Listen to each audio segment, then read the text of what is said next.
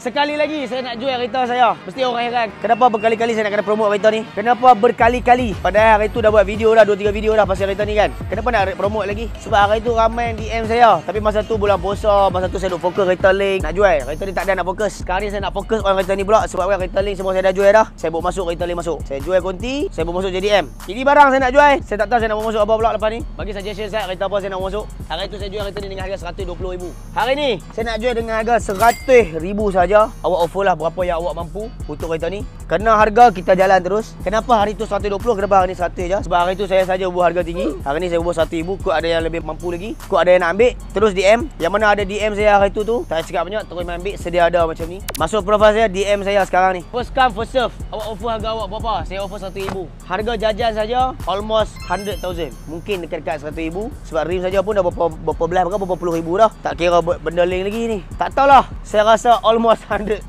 lah. Berpuluh ribu jugalah untuk jajan saja. Bukan luaran saja. Mai, saya buat video ni saya tak perlu nak hantar detail dah. Kalau apa konten saya nak tengok detail, tak payah. Video ni tengok sampai habis, saya bagi detail penuh about kereta ni. Ini dalaman dia, boleh tengok handsome tak handsome. Dalaman dia. Ni mileage dia, apa tengok tu mileage dia. Tengok dalam dia, belakang. Tengok apa tengok handsome tak handsome lah. Tengok. Memang handsome lah geng. Gentle cakap lah, memang handsome.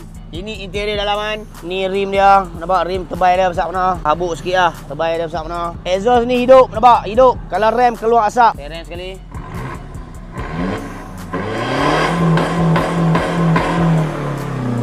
Kereta dah siap tune. Tengok white body dia macam mana. Fiber. Tahu. Belakang dia.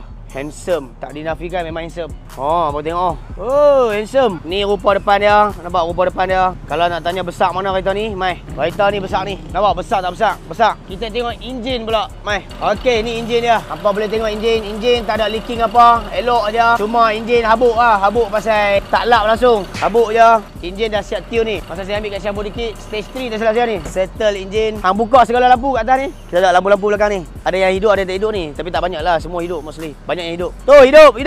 Atas hidup. Hidup. Nampak? Yang ni je lah tak hidup. Paling sofa tak ada masalah. Lampu bawah pun menyala. Tapi ni pasal siang tak nampak lah. Memang handsome. Saya offer 1,000. Siapa yang berminat terus DM saya laju-laju. Offer awak punya harga. First come first serve. Especially kepada owner-owner ataupun founder-founder business. Kalau ada ini barang, handsome. Masuk event pula kan. Pecah. Aircon tak ada masalah, sejuk. Senang kata kereta ni memang tak ada masalah. Kereta ni tahun 2013. 2.2cc. Ford Ranger 2.2 XL 4 wheel drive. Bahan bakar diesel. DM saya cepat-cepat. Saya nak bergelok GTR saya. Tak siap lagi ni. Ataupun saya nak beli LED manual lah. LED manual.